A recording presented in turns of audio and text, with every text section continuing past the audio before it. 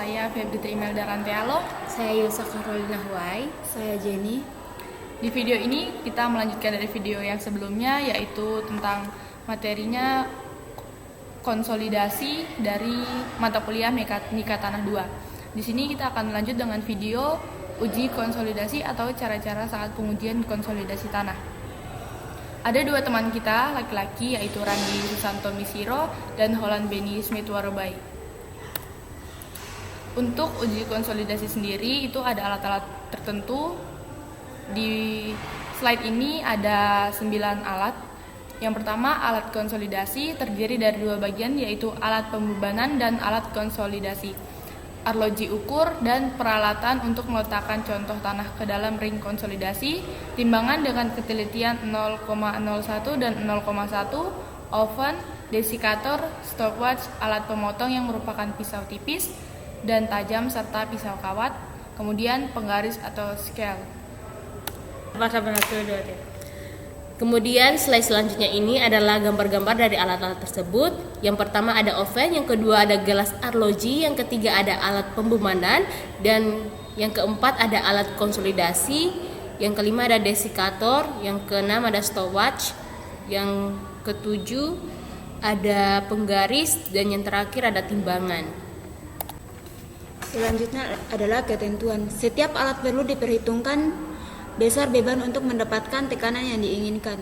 Untuk perhitungan faktor pengaruh alat harus diadakan koreksi terhadap pengaruh alat yang dapat ditentukan dengan menggunakan alat uji besi yang mempunyai ukuran yang sama dengan ukuran benda uji. Contoh tanah yang diuji. Pembebahan dilakukan seperti biasa. Pengukuran yang dibaca pada setiap pembebahan adalah nilai koreksinya.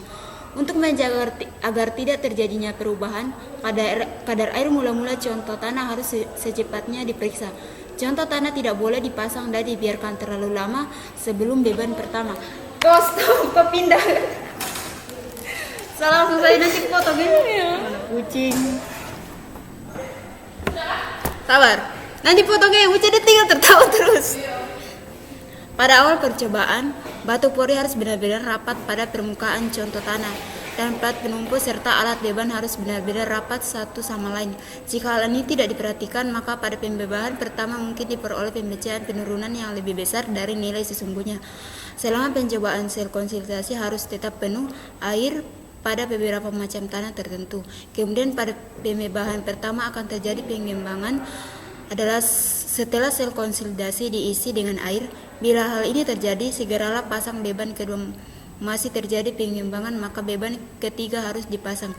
Demikian seterusnya sampai tidak terjadi pengembangan. Selanjutnya, cara pengujian. Yang pertama, ukur tinggi dan diameter dan berat ring konsolidasi menggunakan timbangan dengan ketelitian 0,1 gram. Terus yang kedua, ambil contoh tanah dengan diameter yang sama dengan diameter ring. Di sini dipakai diameter 6,5 cm dan tinggi 2 cm. Ketiga, masukkan contoh tanah tadi dalam ring dengan hati-hati, lapisan atas harus terletak di bagian atas. Yang keempat, contoh tanah dan ring ditimbang. Yang kelima, tempatkan batu pori pada bagian atas dan bawah ring sehingga contoh tanah yang sudah dilapisi kertas pori terapit oleh kedua batu pori. Kemudian masukkan ke dalam sel konsolidasi. Yang terakhir yaitu yang keenam, pasang pelat penumpu di atas batu pori.